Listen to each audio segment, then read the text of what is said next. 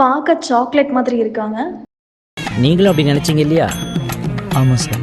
இது நம்மளுடைய traditional dish தான். இந்தியாவில் 75% ஆஃப் வளர்கிற பொன் குழந்தைங்களும் 50% of women and pregnant women கூட இந்த அனீமியாங்கிற ரத்த சோகைனால ஸ்ட்ரகிள் ஆகுறாங்க. ரத்தம் தானேன்னு அசால்ட்டாக விட்டுட்டோம்னா இது நம்மளுக்கு பல நோய்களை கொண்டு வந்து விட்டுருங்க.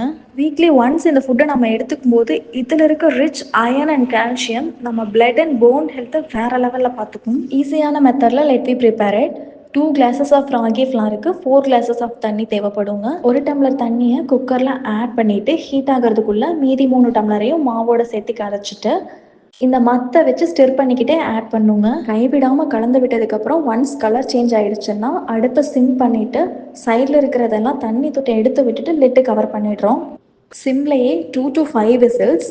அவ்வளோதாங்க. Once the pressure released mix and make it as a balls with the help of water. Halwa மாதிரி களி ரெடிங்க. சர்வ் இட் வித் கார சட்னி.